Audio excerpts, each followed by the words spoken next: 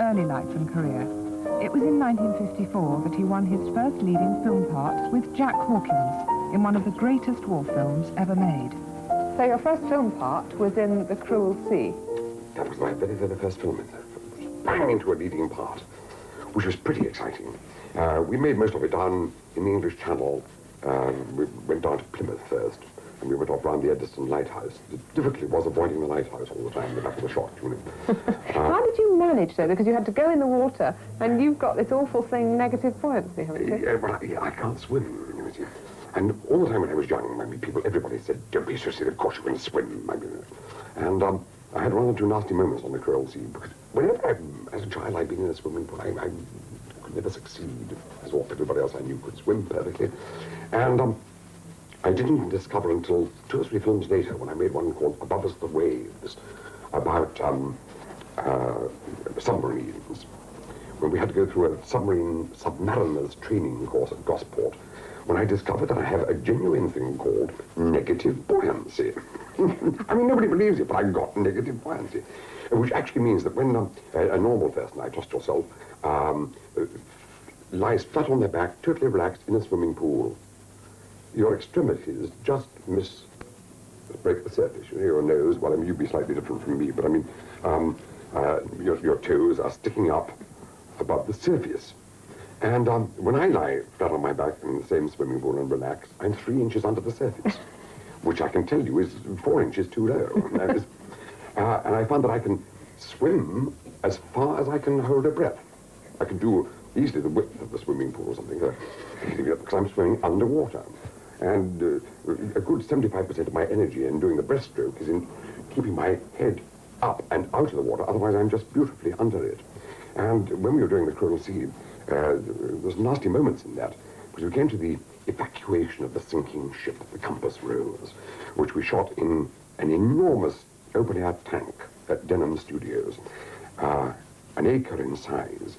And the reason we did it there was because we couldn't get the sea rough enough. Marvelous, isn't it? Just couldn't be rough enough. And they had terrible machines to make the surface of the tank break up. Create an inverted table made of steel, was hauled up to the top of a winch, like the guillotine, and then plum, and a great wave would shoot across the tank and hit the other side and start coming back. And then by the time the table had gone up again, plum, and gradually set these waves going. And then another thing like a mangle, with 2 revolving drums with fins on them, broke the surface up and sort of sent the waves backwards and forwards again. I've hit the mic again, coming over. And then they had an aeroplane propeller blowing the spray off the top of the water into our faces. And the ship was listing. We were told, the first assistant came to me and said, can you swim? And I said, no. And he said, well, you jump from there, you see. And he gave me a position furthest from the bank, right out in the middle. I thought, well, that's a bit unkind, isn't it, you see? Then I worked this out. Now, obviously, it's like a swimming pool. It's got a shallow end. And the dear, kind man has given me the shallow end to jump into. So there we are, fully dressed. It was in the middle of October, open air, freezing cold night. And we heard the whistle blow, all these machines grinding away, the waves pounding, steam breaking out from the sinking ship.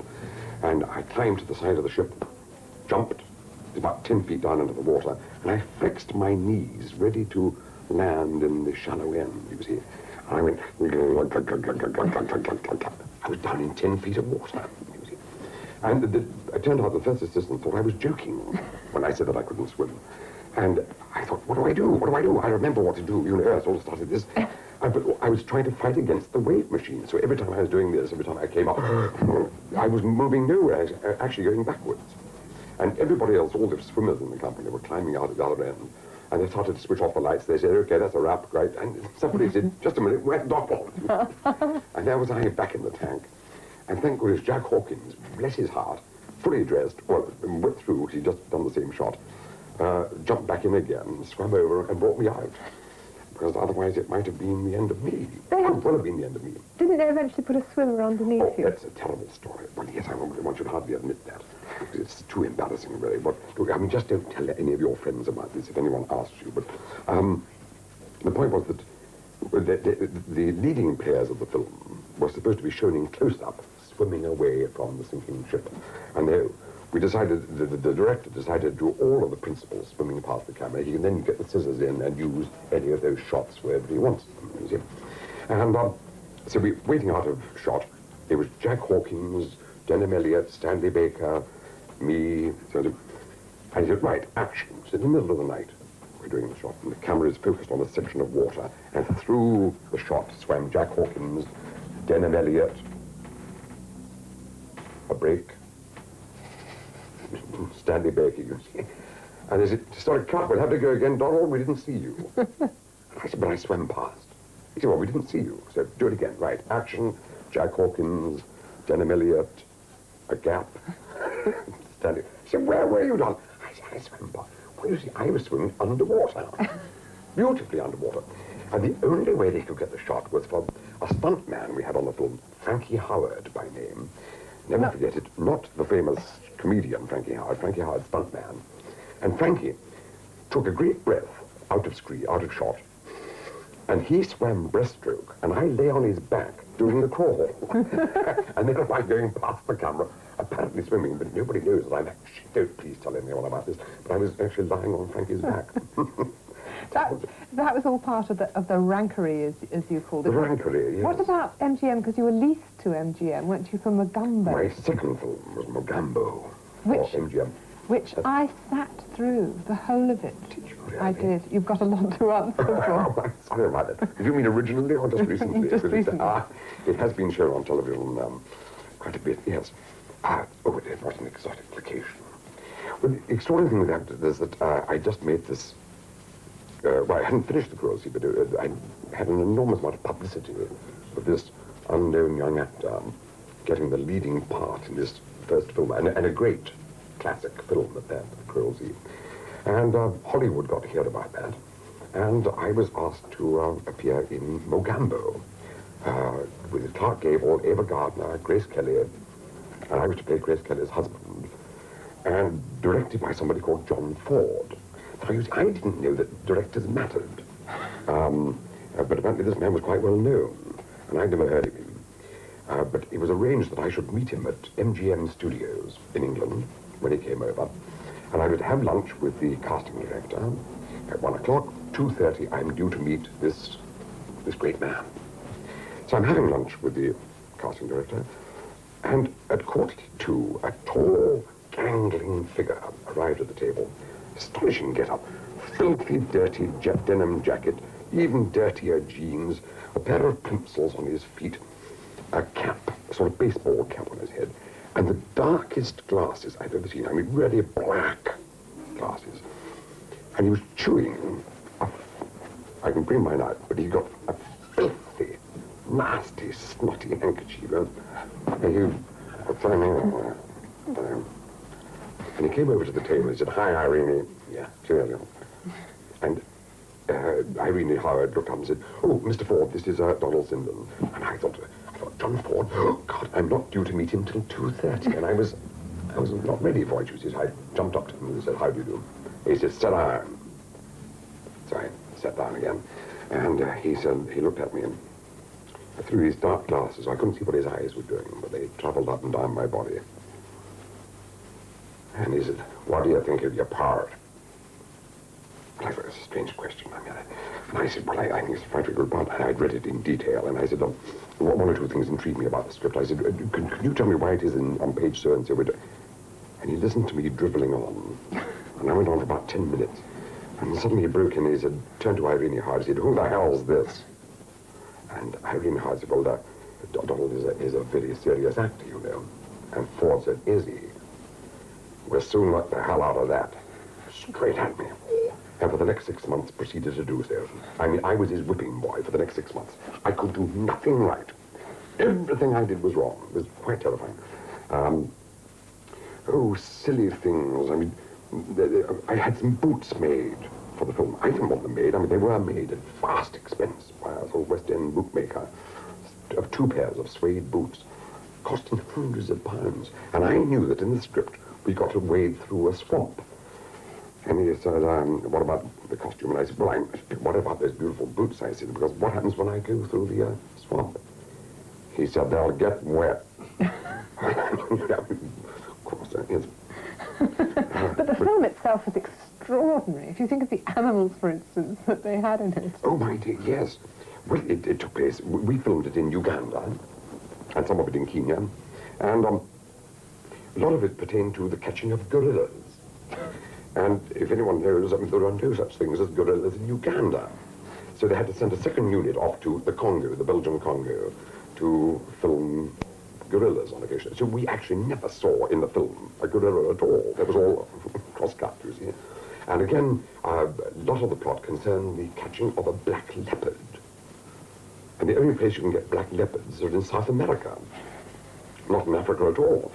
So they sent over to America to have one from a zoo, sent it into Uganda for us. And this poor thing arrived, and it was an ancient leopard. I mean, I don't know how old it was, but it had no hair. It was bald all down his back, and no teeth. So the makeup department had to spend hours with this leopard while somebody held it tight, sticking false hair on his back. And when they wanted to get the shots of this leopard snarling into the camera, had no teeth. So they had to send another camera unit to South America to get another leopard over there and just shoot that one snarling. Oh. It's quite astonishing. What about Clark Gable? He was extraordinary. I think Ava Gardner had the best remark about Clark Gable. Somebody asked her what he was like, and she said, Clark, he's the sort of guy that if you say, hi, Clark, how are you? He's stuck for an answer. And it was perfectly true. I mean, I met him on the first day I arrived in Kenya, and I think it was the last word he spoke to me. I mean, he said, hi, Dan, and that's about all he said. It was astonishing. He really was a strong, silent type. What's this giggling about? Well, and I think they know what you're going to say. You fell on the wrong side of him rather than... Yeah, but I did really. We were playing in filming in a place called the foot of Mount Kenya, and staying at a place called the Mawingo Hotel. Now, it's important to realize that the Mawingo Hotel has started life as a private house, one large building, and to turn it into a hotel, they built 6 identical blocks of suites of rooms running down a hill. Each block, you went in the front door, a suite on your right, suite on your left, up the stairs, suite right, suite stairs, up again. Each block had 6 suites in it and 6 identical blocks. Remember this point. One evening, we had a little party in one of the rooms with 4 of us, and we were having a little chat there, and we had a bottle, 2 or 3 bottles of wine and things, and feeling no pain at all. And about midnight, Ava Gardner, who was one of our 4, said that she wanted to go to bed. She lived back in the main house. And for this, you had to walk several hundred yards through the sort of African bush up to the... And she was a bit nervous. And I said I would accompany her back to the main house. And I took her up, and we were rather giggly. And the other 2 had said, well, come back when you've seen them, Eva, and we'll finish off this bottle. And on my way back, I thought, well, I know these 2 well enough. I'll bet you that by the time I get that back, these 2, male and female, I have you know, will be in bed, you see. And on my way back, I started to get the giggles. I thought how funny it would be if I could suddenly open the door and say, put her down, you don't know where she's been. Now, you see, this isn't very funny, is it? At that time of the morning, and in my particularly slightly inebriated state, I thought this was going to be terribly funny. So I crept back, crept up the stairs, and quietly, silently, I took hold of the door handle. This is going to be so funny. Put her down, you don't know where she's been. And I threw open the door. I said, put her down, you don't know where she's been. And I'd gone into the wrong room. And there was Clark Gable sitting up in bed with a girl. Oh, dear. You try talking your way out of that one. I said, no. I said, I'm so sorry. I said, thought I was in room 16, and of course, I'd made the mistake, and it was room 16, and I was, I could never live that one down. He never really forgave me for that. And the next morning, I said, Clark, I'm sorry about that. He said, yeah. And that was the second thing he said to you? That was the second thing, quite right, yes. But a lovely man, otherwise, yes. And the lovely Grace Kelly you had. And lovely Grace Kelly. It wasn't a bad cast, was it? Isn't it awful about Grace, though? This latest thing, awful. She was one of the loveliest people I've ever known. She was playing my wife in the film, and I got to know her very well, and Then after, every time she was in England, she would always telephone this and so on. But I could never quite get used to the telephone ringing and saying, I gave my number, he was here, and the voice would say, Don, Grace de Monaco here. Who? Oh, yes. But she was enchanting, absolutely enchanting. Now there, who else but Grace Kelly would have arrived knowing that she was going to make a film in Kenya? She arrived having learned Kikuyu. I mean, what about that, you see? The very, very first evening, we all had dinner together, and she ordered the meal in the restaurant of the hotel in Nairobi in Swahili. Not bad at all. And right at the end of the meal, the waiter just leaving the table, the black waiter was leaving the table, and she called after him and she said, Lady Ndizi. And Clark Gable by now couldn't believe his ears, you see, and he said, what's an Ndizi? And the black waiter turned around in a very bored American accent. He said, it's a banana. That's right. And after Mugambo, you went back to Rank because you were still on contract to them? As a result of the Hollywood film, yes, Rank quickly got in there because the cruelty had been made for Ealing Studios, who distributed it. All very confusing through the Rank organization. But as a result of that, I got a 7-year contract. One of the things about being a Rank starlet, which you were, was all the public appearances you had to do. Oh, God, yes, they were murderers. Oh, yes, I think one of the nasty... Several nights during the week, we would be sent out to cinemas within the locality where a film that we had already made was being shown, and quite often one would be asked to go on to the stage before the film or after it. But if you were under a high-pressure thing, sometimes you do 3 or 4 of these in one evening. And I've known occasions when they've stopped the film in the middle for us to come onto the stage, you see. And we'd be introduced by the manager, or the local manager of the cinema. Here we have Mr. Donald Swindon, you know. And these push-ups, we were doing it 3 or 4 nights a week, but each individual manager, you see, was probably only having to do this once a year. A bit nerve-wracking for him. And I remember the Gaumont-Kilburn cinema, I think was, I don't know, it still is, the largest cinema in England, holding 4,000 people. It's an enormous cinema. And one was getting a bit blasé about it, you see. And I arrived there, I was taken backstage, and it's one of the oddest feelings to look at a screen sideways on when a film's being shown. You see these elongated pictures on the side. And the manager got his white tail suit on, you see, a white... And he, sweating, perspiration pouring off him. And he said, now look, I'll go onto the stage first. He said, and I'll have a few words, and then I'll introduce you. And as I introduce you, I will say, and here we have Mr. Donald Sinden. You see, and I'll hold up my arm. And when I do, you come on. Don't worry, I said, don't worry, don't panic. I'll do it, you see. So I waited. He went onto the stage. He's got 2 microphones there. And I could see him 20 yards away, and he was going... I thought, the cinema can't be that large, can it? I couldn't hear a word he was saying, you see. And suddenly I saw the arm come out, and as it came out, I went on, and he said, shook hands with me. And as I shook hands, he said, the microphones aren't working. He said, well, thank you very much, thank you. And he went off, leaving me there, you see. And I thought, oh, thank you. So I went in front of the microphones. I had spent a long time in the theatre by then, and I checked at the back of it if they could hear me, and they said they could. And I started chatting, and suddenly from the wings, I said, psst, psst, psst. And I looked up, and there's the manager going, thank you. So I went behind the microphones again, and they're not working. So I went in front and started chatting away, and suddenly I... Psst, psst, psst, psst. So again I went behind the microphone, and again they're not working. So I thought, well, I'd seen Danny Kaye sit on the footlights in the Palladium and continuing his chat to the audience. So I thought, I'll try that. So I sat down on the footlights, and I started chatting away to the audience. I mean, 4,000 people is quite a lot of people. And I just started into rather a good joke when you won't believe it. Down the center aisle came a young lady with a tray saying, chocolates, ices, chocolates, ices. I couldn't believe it. Right there I am. So I said, excuse me. And she looked up and I said, a choc ice, please. And she sold me a choc. I'm on the stage and she sold me a choc ice. I think it brought the house down. It did very well.